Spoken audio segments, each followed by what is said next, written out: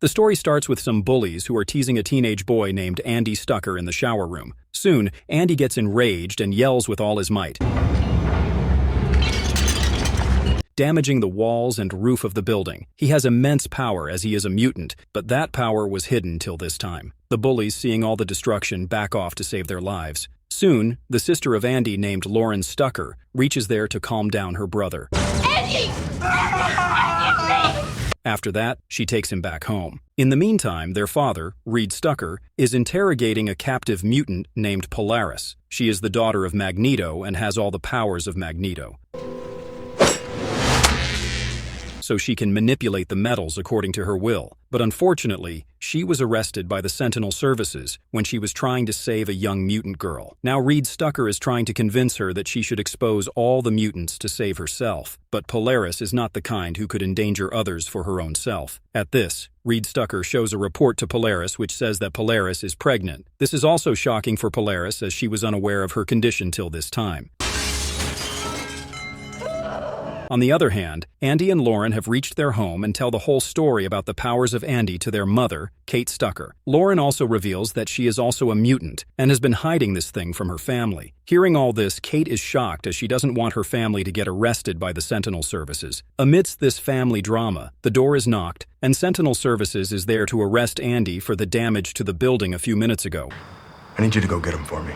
When Kate doesn't let them enter the house, the detective pushes her backward, which makes her fall to the ground. Andy is looking at all this and becomes angry at the agents. Okay. Andrew? But just before he attacks, Lauren uses her powers and makes an invisible wall between both parties to buy some time for her family to flee from the scene. They use the back door, get into their car, and drive away. After some time, they stop at a gas station where Kate uses a phone booth to tell the whole story to her husband, Reed Stucker. Reed is also shocked by hearing all this as he also works in Sentinel Services, so he can imagine how dreadful it is for his family now as both his children are mutants. The whole family meets in a restaurant and decides that they will leave this country and go somewhere where the laws against the mutants are not so strict. The following day, Reed reaches out to Marcos for help. Marcos is the boyfriend of Polaris, and Reed knows that Marcos would help him if he gives the information about the pregnancy of Polaris in exchange. You want to help her, you can talk to me. They both meet at a restaurant and finalize the plan. Reed wants his family to cross the border to Mexico, where regulations against mutants are less strict. In the next scene, Marcos takes the Stucker family to a secret location for deporting them to Mexico. However, Sentinel Services somehow discovers their secret meeting point and arrives there. There will be no negotiation. Get your asses on the ground, now! Two other mutants, Johnny and Clarice, who are the companions of Marcos, arrive at the scene just in time to help them. However, Sentinel Services has some robotic creatures to capture the mutants, which makes their escape difficult. In the end, Andy has to use his powers to destroy those creatures. After that, Clarice manages to get everyone out of there by creating a portal with her powers. But Reed Stucker is shot by the police and arrested at the scene. Because of keeping the portal open for such a long time, Clarice becomes seriously ill. Her systems begin to fail, and multiple portals start opening randomly all over the place. The Stucker family is with them, and trying to help the mutants in every possible way. Lauren is closing the portals by using her powers, and the mother, Kate Stucker, goes to the hospital to get some medication for Clarice. Marcos and Kate get into a health center, pretending to be hurt in an accident. Kate gets some necessary medication, and they succeed in fleeing from that place before the police officers can get them. On the other hand, Clarice's condition is getting worse. The people from random portals are ready to attack the mutants with their weapons. Lauren also gets hurt while trying to close those portals, so now Andy is using his powers to disrupt the crowd gathering to attack the mutants. Then we see Reed Stucker in the interrogation room. He is being asked to assist the authorities in finding the mutants, but he is unwilling to cooperate. You sent Sentinels after my children. That's why Sentinel Services has involved the mother of Reed in the matter. They are teasing her so that they can force Reed to help the services in capturing the mutants. So eventually, we see that Reed also seems convinced to help them. Soon, Kate and Marcos reach with the medicines. Marcos tells everything about their secret place to Kate, how they are managing to remain hidden from the officials, and how their alarm system works. When they reach the secret place, they see that the condition is pretty bad due to the continuous opening of the portals. Kate takes the matter into her own hands and risks her own life to administer the medicine to Clarice. After administering the medication, Clarice finally starts to improve, and the portals close. Kate feels guilty, believing she has destroyed the headquarters of the Underground, which is a secret organization of mutants. However, Johnny convinces her that she didn't do anything wrong and that the place is already in poor condition. Life gets back to normal at the secret place of mutants. But Johnny and his girlfriend are worried about Marcos, who has been behaving recklessly recently as he didn't discuss with other mutants the matter of helping the Stucker family out of the border. After the arrest of Polaris, Marcos has been missing her a lot. Meanwhile, in the Sentinel services, the Chief Jace Turner has succeeded in convincing Reed to give the information about the mutants. So Reed tells him about the cafe where he met Marcos earlier. After that, Reed makes a deal with Turner to leave his family alone and safe if he goes and get the location of the secret place of mutants. The following day, Reed is set free from the Sentinel services, and he straight goes to a mutant who was present in the cafe during the meeting with Marcos. Reed convinces this tall mutant to help him reach his family. The tall mutant agrees and takes him to another poor mutant family who are running from the Sentinel services. They are also being transported to the secret place of mutants to save their lives. In the night, when Reed and the other mutant family are being transported in the van to the secret place, Reed realizes his mistake by seeing the poor family and decides not to be a spy for Sentinel services. That's why he tells the plan of services to the tall mutant and jumps from the van. Turner understands that Reed is no more on his side, so he arrests Reed Stucker again. The following day, Turner receives a call from a scientist doctor who wants some mutants to do experiments on them. But Turner doesn't understand who is giving permission to this doctor to experiment on the mutants. The doctor also asks Turner to hand over the Stucker kids to him first, after arresting them. He thinks that Stucker kids are very powerful mutants, and they should have to know more about them. After that, we see Polaris, who is transferred to a new cell, where she finds Reed already present. Reed attempts to apologize to her for his past actions, explaining that he was just following the law and was unaware of the innocence of the mutants he prosecuted until he discovered his own children were mutants. However, Polaris asks him to apologize to the mothers and children who were separated because of him. At the Underground headquarters, Marcos, Johnny, and Johnny's girlfriend Sonia are discussing a plan to free Polaris from jail. We lost 6 people the last time we went up against them directly. But so far, nothing seems to be working. Soon, Polaris is going to be transported to a detention center from where no one has come out yet. That's why they are worried more than before. Soon, all the other mutants participate in the discussion, and they come up with a final plan to free Polaris when she will be getting transferred to the main prison. The roles are divided among all the mutants, and also the Strucker family is participating in this job. Johnny and Sonia are still worried about Marcos and the Strucker family. Marcos is not behaving well these days, and the Stucker family has a connection with Sentinel services through their father, so they can be a problem too. During this time, Marcos has gone to use a connection of his in order to get the insider information about the route of convoy taking Polaris to another prison. The connection of Marcos is not someone else, but his own ex-girlfriend Cartel, who just wants Marcos back. Anyway, the man she has captured is not opening his mouth, so Marcos uses his solar energy superpower to make him speak about the plan of Sentinel services. Back at the Underground headquarters, the mutants finalize their plan to make Polaris free, but Andy Stucker is not participating in the discussion. Lauren notices this and reaches out to his brother to ask the reason. Reed is actually depressed because he can't use his powers efficiently. Every time he uses his powers, he does more damage than savings. So Lauren suggests him to use both of their powers simultaneously. When they try this, they are surprised to see that Andy's powers have become more focused. They show this remarkable thing to their mother, but she refuses to let them go for the escape plan, thinking about their safety. But then Lauren convinces her mother that this is the only way they can again unite with their father. After that, Johnny asks Marcos not to do anything stupid and to go with the plan the next day. The following day arrives, and we see that both prisoners, Reed and Polaris, are being taken to another location under high-security surveillance. They are being transferred to a bus with an interior entirely made of plastic so that Polaris can't use any metal with her powers. Meanwhile, Andy and Lauren, along with their mother, are on top of a building according to their plan. Today, they have come there to rescue their father. They coordinate with other mutant friends to liberate Polaris and Reed from Sentinel services. Marcos and his companions have also taken their place. When the bus arrives at the marked point, Andy and Lauren work together to burst the tire of the bus, causing the entire convoy to stop midway. In the meantime, the main team of mutants initiates an attack on the Sentinel services officers. A mutant named Shatter, who has the ability to turn invisible, moves towards the bus first, but an officer spots him and shoots at him. Marcos attempts to use his powers but finds himself unable to, and the same goes for Johnny and Clarice. The plan was to open a portal inside the bus to extract Polaris and Reed from the bus. However, someone appears to have disrupted their powers. Just then, Johnny sees Pulse, an old ally who was presumed dead after being shot by the Sentinel services during a previous mutant attack. However, to Johnny's surprise, Pulse is still alive and working with Sentinel services against his own people. He has the ability to disrupt digital devices, and he can also stop other mutants from using their powers. Inside the bus, Reed and Polaris team up to fight against the guards when they come near.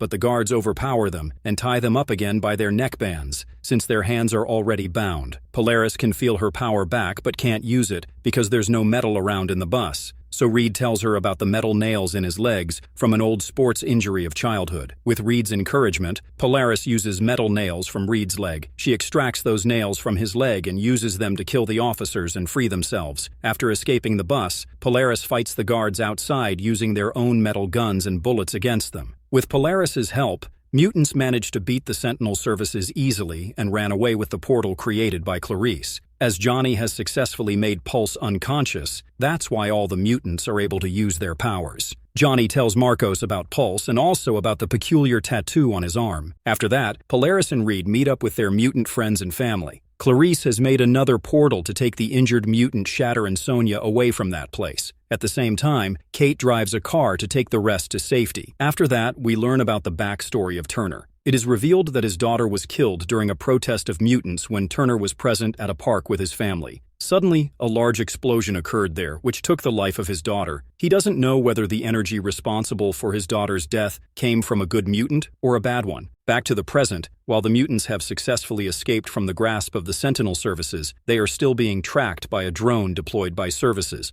Johnny gives some clothes to Polaris so that she can change her outlook, and then Polaris sees the drone hovering directly above their car using its rearview mirror. Then she burned down the drone until it turns to ashes. Johnny and the Strucker family reach back to the underground headquarters, where Johnny asks his accomplice to find the location of the detention center where the mutants are being sent, and then brainwashed into working against their own people. Johnny doesn't want anyone else to become like Pulse because they are already living a miserable life, and if Sentinel services started using their own people, then it would be difficult to fight for their freedom. Reed comes forward, offering his help in this regard as he has worked in the Sentinel services, so he knows everything very well about the detention center. On the other hand, Marco shares with Polaris how much he missed her in her absence, and also reveals that he has learned about their child growing inside her belly. Just then, they notice that the Sentinel services have blocked their path ahead. Seeing this, Marcos suggests reversing the car, but Polaris insists on driving straight through. Weapons up! Upon reaching Officer Turner, Polaris uses her powers to disarm the officers and takes Agent Turner with them. This one's coming with us. They bring him to an abandoned location where Polaris binds him by tying his neck with a metal beam. She demands answers about their fellow mutant, Pulse. She asks what they did to him that made him turn against them. Turner responds that he doesn't know about Pulse, but he believes that the people in Sentinel services may have influenced him for a good cause, leading him away from a group that harms innocent people. But Polaris doesn't think so, and she remains determined to obtain the information she seeks. That's why she calls Sonya, who has the ability to read minds. Polaris asks her to come to their location as soon as possible. Meanwhile, Johnny has recognized the potential Reed has, and he is convinced that Reed can help the mutants. That's why he asks the tall mutant Fade to help Reed in getting more information about the detention center. Soon, Sonya reaches the hidden place of Polaris and Turner. As Sonya begins delving into Turner's memories, the Sentinel services arrive there to save their chief. They launch an attack on the building, but Polaris defends themselves by using metal rods to stop the attackers from entering the building. It buys Sonya some more time to gather information. She sees some random pictures and visuals in the mind of Turner and also a tattoo that Johnny saw earlier on the forearm of Pulse. However, the situation becomes hard when the Sentinel services deploy tear gas, making it difficult for the mutants to remain in the building. Amidst Sonya's exploration of Turner's memories, Polaris instructs her to stop and quickly takes her out of that place. This sudden interruption disrupts Turner's memories and leaves him mentally disturbed.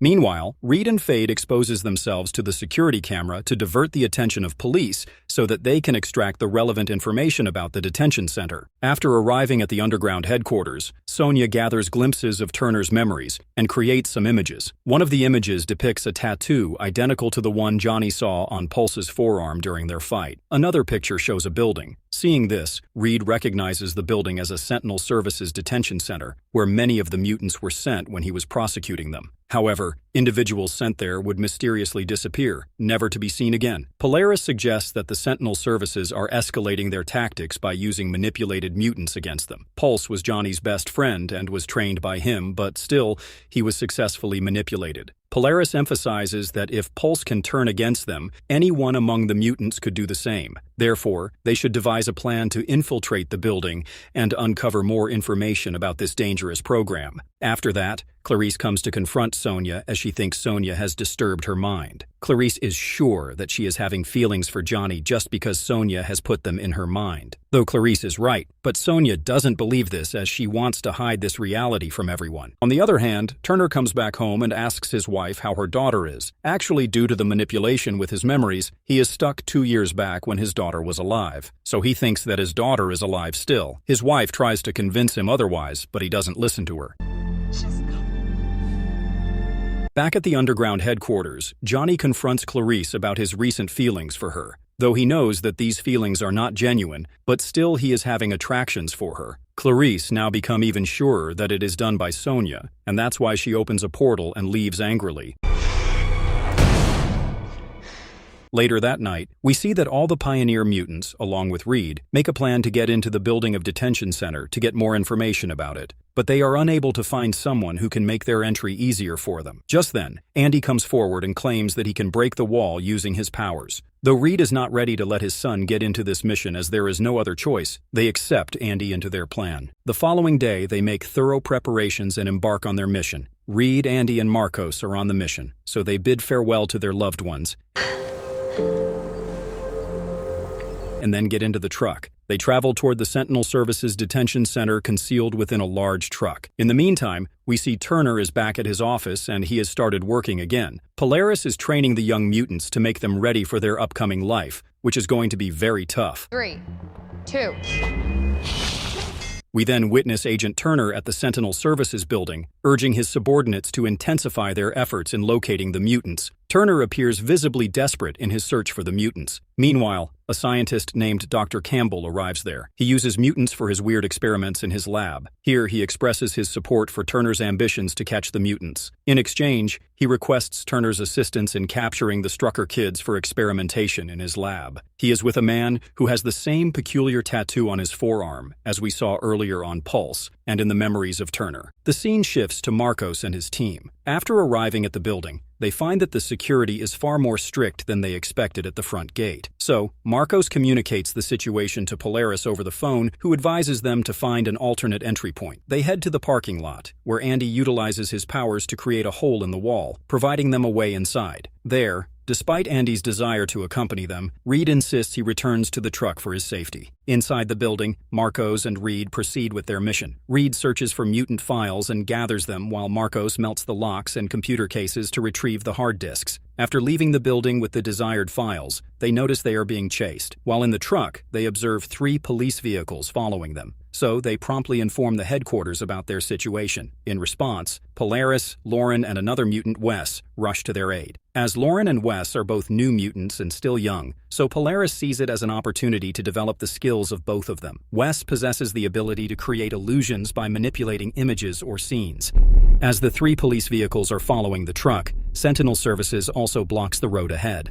Polaris calls Marcos and instructs him to continue driving straight, regardless of the obstacles. The driver complies, and as the truck approaches the officers, they open fire. However, Polaris uses her powers to stop the bullets in the air. She then directs Lauren to create a slide for the truck, enabling it to fly over the hurdles and continue on its path. Lauren successfully makes that slide with her powers, allowing the truck to bypass the blockade. Now, it's Wes's turn to showcase his abilities. He creates an illusion of the truck splitting into 2, with one seemingly going to the right and the other to the left. The Sentinel Services agents are deceived into pursuing the illusions, splitting into 2 groups, each going in different directions. Meanwhile, the actual truck continues straight ahead with an illusion trailing behind, creating the impression that the road is empty. Thanks to their coordinated efforts, Reed, Marcos, and Andy, along with the secret information, are saved from the danger posed by the Sentinel services. In the night, Marcos receives a call from his ex-girlfriend, Cartel, who asks for his assistance with her own special mission. At first, Marcos refuses to do any work for her, but when Cartel threatens him to expose their location to the Sentinel services, Marcos agrees to come to her in the morning. Cartel had previously aided Marcos in locating the convoy route transporting Polaris and Reed. With her help, Marcos successfully rescued Polaris from the authorities, so now she is pressuring him to work for her in return for her assistance. In the morning, Marcos goes to the mansion of his old girlfriend, Cartel. There, Cartel offers Marcos a deal to work with her, promising to provide money for the mutant refugees in return. However, Marcos is not willing to accept her offer. Cartel then convinces Marcos to join her in an attack on a shipment of drugs with the intention of destroying it. Marcos refuses to participate in any violence, so Cartel introduces another mutant to handle the guards while he just has to set fire to the shipment using his powers. Actually, Cartel is involved in the illegal drug trade and her hands are stained with the blood of many people. This was the reason for Marcos's decision to leave her in the past, and that's why he still doesn't want to work with her. In the next scene, Dr. Campbell visits Agent Turner and discusses their strategy to fight with mutants. He informs Agent Turner that they must deploy their special assets against the mutants, revealing that these assets are other mutants who have been changed through experimentation. Dr. Campbell explains that they have successfully integrated these changed mutants into their services, as they only act upon receiving a signal. Without the signal, they remain dormant, but once activated, they execute their tasks with precision. Then we see Clarice and Johnny talking together as they are getting attracted to each other. But this time, it's natural, and not under the influence of any spell. Johnny asks about the place where Clarice used to live before coming to the underground. So Clarice tells him about the orphanage where other mutant children were also present, and she was one of them. The following day, she even takes Johnny to that place. But when they reach there, Johnny learns by his powers that some armed personnel were there who have killed all the mutants present at that place. The orphanage is wrecked, and everything is destroyed there, with no one left behind alive except Clarice, which makes her sad. In the meantime, Polaris has noticed that Marcos is not present at the underground, so he takes Sonia with her and goes to find her boyfriend. After some time, Polaris and Sonia arrive at Cartel's mansion and engage in a confrontation with the guards. Sonia utilizes her dreamer abilities to extract information from one of the guards' memories regarding Cartel and Marcos's whereabouts. Upon reaching their location, Polaris sees Marcos working for Cartel again. He is burning the shipment of someone on the order of Cartel, while another mutant has freed the guards. Polaris gets very angry by seeing this and feels betrayed by his actions. So, she decides to depart from the scene with Sonia, leaving Marcos with Cartel. Back at the underground headquarters, when Marcos returns with some food supplies and fabricates a lie about being delayed, Polaris shows him her anger and presses him to tell the truth. Reluctantly, Marcos admits that he had to work for Cartel because she aided him when Polaris was imprisoned, but he couldn't bring himself to disclose this to Polaris earlier. Angered by his deception, Polaris removes his charm from his neck and walks away. Then we see Reed sorting through all the data they have stolen from Sentinel Services Detention Center. Much of the data is heavily encrypted, indicating its high level of confidentiality, and they have yet to decrypt it. Among the data they have managed to access, Reed comes across a file detailing a mutant whose facial sketch bears a striking resemblance to Wes. The computer expert Sage informs Reed that the only information retrieved from the drive stolen from Sentinel Services shows the list of the individuals enrolled in a program named the Hound. Also, Pulse is the first mutant on that list. Additionally, she reveals that the program is operated by a private military contractor affiliated with Trask Industries, rather than being officially run by the government. Reed intervenes, mentioning that Trask Industries ceased operations in 2006, a fact he knows because his father had been employed there for 35 years. On the other hand, Dr. Campbell is showing his experimentation on the mutants. He also shows him those mutants who are now completely under the control of Doctor. Meanwhile, Reed informs Johnny about the Trask Industries and something fishy about it related to the mutants. He wants to go and ask some questions from his father as he has worked there for a long time. The following day, while extracting homeless mutants to a safe location, Johnny captures a mutant asset from Dr. Campbell's Hound program. This mutant is one of several homeless mutants covertly placed by Dr. Campbell there. Another mutant, a telepath in that group, alerts Johnny about the anomaly in the mutant's mental activity. This mutant asset bears the same tattoo on her forearm as Pulse. She exhibits extraordinary speed and seemingly enhanced powers by some form of medication, that heightens her abilities to a remarkable degree. But Johnny successfully overpowers her and seizes her behind bars at the underground. They are planning to keep her there and find a way to cure this mutant. Then we see Reed and Johnny visit the residence of Reed's father, Otto Strucker, seeking information about Trask Industries because Otto has past connections with Trask Industries. Given the decades-long distance between Reed and his father, the scene becomes tense there. Their relationship has not been good since Reed's childhood, and they have not talked to each other for many years. Initially, Otto remains stubborn that the information regarding Trask Industries is highly classified, and he cannot disclose anything. However, when Reed says that his children are mutants and are currently hiding from the Sentinel services, Otto appears shocked and persuaded. He leads Reed to his room and shares old family photos and some newspaper clippings with him. Otto reveals that he himself is a mutant who spent his entire career at Trask Industries researching how to suppress the X gene in Reed, fearing that his family might turn into monsters. He asks about Andy and Lauren's powers. When Reed tells him about the specificity of their powers, Otto mentions his own father and his sister, who were mutants with abilities similar to Andy and Lauren. However, he explains that when they combined their powers, particularly by joining hands, they became an immense threat. Their combined strength was so great,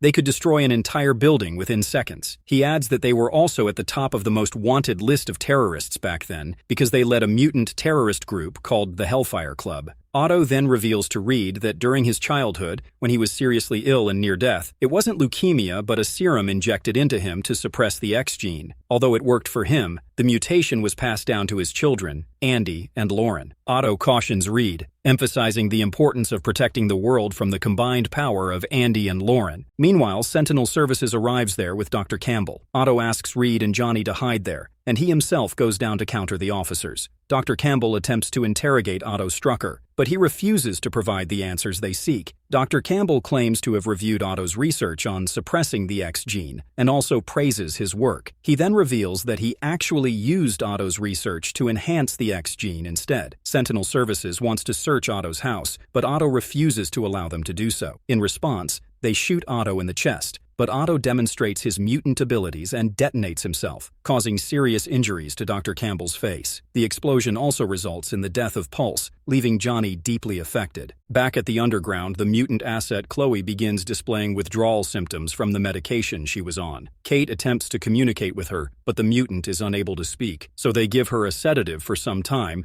and when she is unconscious, they take her to a table and bind her with the metal rods. After she is awakened back, Esme, the telepathic girl, is summoned to delve into her thoughts. As Esme explores her mind, she discovers intense pain and glimpses of Trask Industries, where Dr. Campbell is with other mutant assets from the Hound program. However, the security at the building is extremely tight. Suddenly, Chloe succumbs to her pain and passes away on the spot. In the meantime, Reed is back at the underground and tells Kate everything about his father and the potential danger from their children. This makes Kate even more worried. Then, all the mutants plan to infiltrate Trask Industries to save other mutants from this tyranny, but they require more information about the security measures in place. Esme appears desperate to launch an attack on the facility where she says her family is trapped. She is eager to rescue them quickly, fueling her urgency to take action against the building. However, all the mutants decide to gather additional details about the building's security protocols first. On the other hand, Andy and Lauren are learning about their grandparents. Also, Reed and Kate decide to disclose everything about their powers to their children, determined not to repeat Otto Strucker's mistake of concealing information. They inform Andy and Lauren that, according to Otto Strucker, they can become incredibly powerful by using their powers while holding each other's hands. To test this theory, they conduct an experiment in the locker room. When Andy and Lauren join hands, they experience a sense of unity and a surge of power, causing energy intensity to escalate within the locker room. However, Reed intervenes and separates their hands in time. Upon returning, Andy and Lauren revealed they were just on the verge of destroying the entire building. They explained that they couldn't perceive anyone else in the room, and the sensation of immense power was overwhelming. This confirms that they possess the power of their grandparents, capable of causing widespread destruction around them. So, the parents ask them not to join hands again while using the powers. Lauren understands this decision, but Andy thinks that what is the use of that power if we can't enjoy it? After that, Esme again urges Polaris and Reed to make a decision to attack the Trask Industries, as she she wants to save her family, but deep down, it seems that her intentions are something else. Now, all the mutants gather and plan to attack Trask Industries. They decide to target the power substation first, which is the source of Trask Industries' all the power. Once they destroy it, they will have a 3-minute window during which all automatic cameras and machine guns will be offline, allowing them to enter the facility. The Strucker kids are chosen to destroy the power station, while Polaris, Marcos, and Esme will infiltrate Trask Industries. As the mutants gather outside Trask Industries, preparing to infiltrate, Esme accidentally drops a detonator box, but Polaris quickly saves it using her powers. Polaris tells Esme that this mission is not an adventure, especially for newcomers. Meanwhile, Agent Turner grows suspicious that mutants may attack the facility at any moment. He increases security measures and orders his subordinates to double-check security protocols. At the power station, Andy, Lauren, and Sonia enter through a portal created by Clarice. They are being guided by Reed and Kate, who are stationed in a van outside, monitoring through security cameras. Inside, they encounter a security guard whom Sonia manipulates into disposing of his badge and gun, before leaving without alerting anyone. However, Sentinel Services becomes aware of the mutants' plan, and Agent Turner orders security checks, confirming his suspicions of an attack on the substation. They converge on the substation, tightening their grip on the mutants inside. Just then, Kate warns the team to retreat. There is a Sentinel robot and armed teams in the building! But Clarice struggles to open a portal due to the complex layout of the building. A Sentinel Services robot attacks Clarice and apprehends her there. It prompts the others to flee, leaving her behind. In the chaos, Sonia is also captured while protecting the Strucker kids. Andy and Lauren are now left alone. They even can't connect to their parents as communication is broken down by the Sentinel Services. They end up running in the basement, and after that, they can't find any way out. So, they attempt to use their combined powers to escape. They join their hands and start the process of that extreme energy flowing through their body. But Andy abruptly breaks contact, realizing that their powers could end innocent lives trapped in the building. Meanwhile, Sentinel Services arrives there and captures both of them. They put the special belts around their necks so that they can't use their powers. On the other hand, the mutants ready to attack Trask Industries stop their mission upon learning that their teammates have been captured by Sentinel Services. Esme is unhappy with halting the mission and desperately wants to continue the operation under any circumstances. However, they return to the underground headquarters without listening to her. At the underground, the Stucker parents are angry at leaving their kids back in the enemy camp. They want to attack back and extract the kids as soon as possible, but all other mutants think that it is too dangerous to go back there immediately. They need a complete plan now. On the other hand, Agent Turner tries to convince Sonia that she should tell the Sentinel Services about the secret place of the mutants if she wants herself to be in a good place. Then Turner calls Dr. Campbell and tells him about the Strucker kids he has recently captured. Dr. Campbell, whose face is completely damaged now after the previous incident with Otto Stucker, becomes happy after listening to this news and asks Turner if he is coming soon to get the Stucker kids. Back at the underground, Esme gets into the previous memories of the Stucker parents secretly and then confronts them to convince them for attacking the Sentinel Services immediately. She poses that he family is captured by Dr. Campbell and also now Stucker kids are there, so they should attack as soon as possible. Then we see the Strucker kids who are at Trask Industries. They are brought before Dr. Campbell, who has been waiting for this moment. He outfits them in special suits to monitor their mutant energy levels before sending them to a bunker constructed of an indestructible alloy. The bunker is equipped with various types of biosensors. The doctor wants to see the combined power that Andy and Lauren have inherited from their great-grandparents. He asks them to demonstrate this power, but the Strucker kids refuse to obey him. We're not doing anything for you. In response, the doctor brings Sonia and Clarice to the scene. Again, he demands to display their power, but Sonia urges the kids not to comply. At this, the doctor gets angry and shoots Sonia in the chest. She dies before their eyes on the spot. Now the doctor threatens to kill Clarice too, unless the kids demonstrate their power. Faced with no choice, the Strucker kids reluctantly agree and join their hands. They unleash their maximum power in the bunker until all the biometers reach their limits. Their computers are destroyed, and the indestructible container is now out of shape due to their power. The doctor then activates their neck collars to prevent further use of their powers. Then, we witness Reed and Kate who are going alone to do something for their kids. Their plan is to reach out to Agent Turner and convince him to help them. On the other hand, Esme goes and tells Marcos that the Strucker parents have left secretly to save their children. Esme is actually playing a double game. On one side, she has convinced Strucker's parents to take some action immediately, and on the other side, she is now telling the mutants about the secret visit of Strucker's parents to Agent Turner. She suggests that maybe the Strucker family is going to expose the secret place of the mutants to get their kids back. While on the other hand, we see Reed has reached the house of Agent Turner. There, he is convincing Turner to investigate Trask Industries for their illegal experiments on mutants. Reed also tells about his father's work and how he died recently. At first, Turner doesn't seem to agree with what Reed has just told him. He is not willing to accept anything from a criminal. But after Reed and Kate have left, the wife of Turner asks him to give it a chance and just check the Trask Industries for one time. Upon arriving Trask Industries for investigation, Turner discovers Many Sonia's death and a chaos there. When he asks about the damage from Dr. Campbell, he tries to forge a self-made story, but Turner doesn't believe it. Consequently, he decides to take all the mutants back to the prison. At the underground, when Kate and Reed reach back, they learn that Esme has taken everyone with her to the Turner's house to stop Kate and Reed. He convinced everyone that Kate and Reed were not on their side, and that's why they plan to reach the Turner house to stop them both. But at Turner's house, we see, Esme makes Marcos unconscious with a teaser and reaches at the gate of Trask Industries, where Turner is extracting all the mutants. Esme betrays the underground and launches an attack on the convoy single-handedly. Utilizing her powers, she deactivates the collars of all the mutants and manipulates the officers into firing on each other, eliminating them one by one.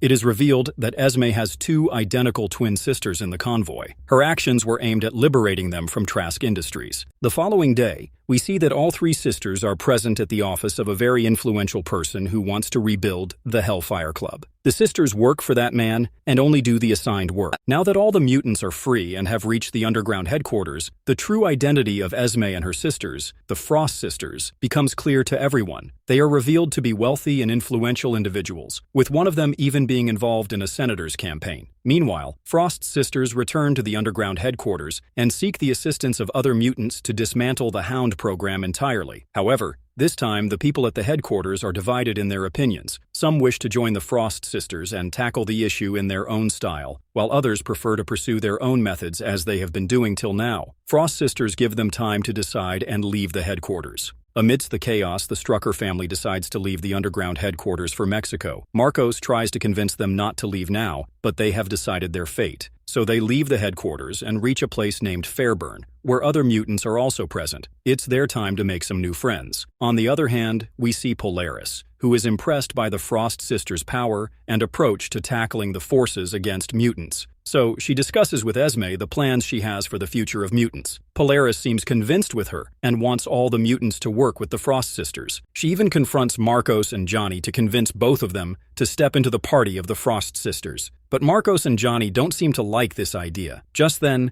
they get the news that Sentinel Services has launched an attack on the Fairburn, where the Strucker family is present. This time, they have come up with a machine capable of combining the powers of their mutant assets. The machine is crafted using Strucker's amino acid. As a result, the attack is particularly brutal, and Andy sustains injuries from the attack. The Struckers contact Johnny and other mutants for assistance, and after some time, they arrive to extract the Strucker family from the dangerous situation. However, with officers scattered in the woods, there is no clear path to safety. It is then that the Foster sisters come to their aid. They rescue them from Sentinel Services by influencing the minds of the guards present there. Despite their reservations about the Foster sisters, the Strucker family and the mutants have no choice but to go with them for their own safety. Now, the Strucker family is back at the underground headquarters, where mutants make a deal to collaborate with the Frost sisters to dismantle the Hound program. Here again, Polaris appears deeply impressed by the Frost sisters during the negotiation. After that, the Frost sister come back at the officer of the senator from where they are taking the orders. Now the sisters tell him about their progression of the plan, and also that now they are very close to their destination. The following day, Lorna, Marcos, John, and Clarice join the Frost sisters at a safe house where Esme explains that when the X-Men established the Underground before their disappearance, their rival group, the Brotherhood, established the new Hellfire Club before their own disappearance. Meanwhile, Reed and Kate learn that the personnel from Trask Industries are still behind the research of Otto Strucker, and they might have gone to get Otto's wife Ellen now. Learning that they are going after Ellen, the Struckers go to her office and persuade her to go into hiding, but before they leave, the Sentinel services reach there. So Andy and Lauren go to deal with the agents, but they disagree on how much force to use on the agents, because if they join hands, the explosion could destroy everything around them. So Andy single-handedly dealt with the agent. However, he gets engulfed in his power so much that Lauren has to stop him from killing the agents. When the Struckers reach a safe place, Ellen gives them the name of Otto's research partner, before leaving the city for her safety. She feels proud of her family, and then bids farewell to them. The scene shifts to an event where Polaris and her allies, accompanied by the Frost sisters, are present to apprehend Dr. Campbell to propose some legislation against the mutants. Clarice, Johnny, and Marcos reach inside the building through a portal. There, they engage with Dr. Campbell's guards and eliminate them. However, Dr. Campbell hides behind children to shield himself, and then flees in an elevator, pointing a gun at a child. Subsequently, more guards arrive and open fire. Seeing this, Johnny rushes towards Clarice to protect her by providing cover for her. When they exit the building without Dr. Campbell, the Frost sisters express their anger at them for failing the mission.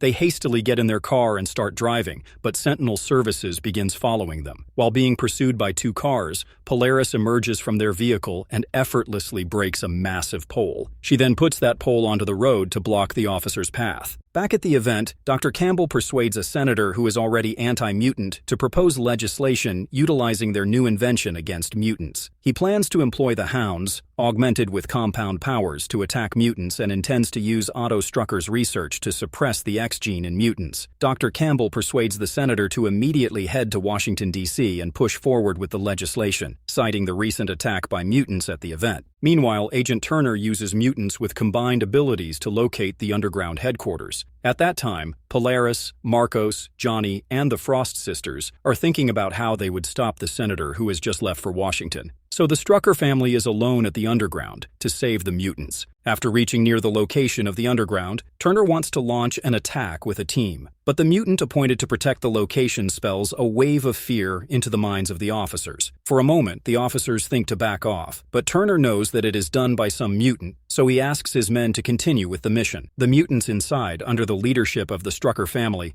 are also well prepared. They have already evacuated the children in a van, with a mutant capable of going invisible and blocked entry points with large cement blocks. One team under Kate's command attempts to breach the back wall of the locker room. They utilize the power of shatter to weaken the wall, and then a muscular mutant delivers a powerful blow to break through the wall. They work together to clear the stones, slowly creating an escape route. Simultaneously, another team engages the soldiers at the front door, buying time for the evacuation. Then, Agent Turner uses the combined power of 2 mutants to dismantle the resistance in their entry into the building. But by that time, all the mutants inside the building manage to escape through the back route. Sensing the urgency, the Strucker kids persuade their parents to leave them on their own. They intend to destroy the entire building with their combined power to ensure there's no evidence left behind for Sentinel Services to investigate. Reed and Kate agree to their plan and leave the building without them. Meanwhile, the mutant assets enter the building and begin tearing it apart. However, the Strucker kids have already joined hands and initiated the display of their powers. A tremendous amount of energy comes out of the building. Upon witnessing this, Turner orders his soldiers to quickly retreat. The entire structure is destroyed within moments as the Strucker kids unleash their full potential. Meanwhile, the Frost sisters succeed in convincing Polaris to eliminate the entire group en route to D.C., including the senator. Aware that her fellow team members would not agree to this plan, Polaris accompanies the Frost sisters alone to the airport. When Marcos, Johnny, and Clarice arrive to intervene, Polaris blocks them by putting a fence in their way. Her powers have been significantly amplified by her baby and her bomb, and also her behavior has changed much. The Frost sisters have already left the scene. Marcos continues to reason with Polaris, warning her of the consequences and how it will make things harder for mutants. However, Polaris remains resolute and determined that mutants will no longer hide from now on. She says that we will fight for our rights from now on. As the airplane carrying the Senator, Dr. Campbell, and other people takes off, Polaris tears it apart with her powers, resulting in their immediate death. In the ending scene, all the mutants gather in one place to discuss their future. Suddenly, Polaris arrives with the Frost sisters, announcing her intention to revive the Hellfire Club and inviting those who wish to join her. She proposes to build a new world and asserts that they must use force this time. Claiming that the mutants at the underground are dying, she urges them to fight for themselves. Some mutants are influenced by her stance and switch sides. Even Andy, despite his family's objections, leaves them to join Polaris. Despite his father's attempts to stop him, he refuses to listen and behaves badly. Lauren also tries to intervene, but ultimately fails to dissuade him. Polaris takes him with her, along with other mutants, and leaves the place.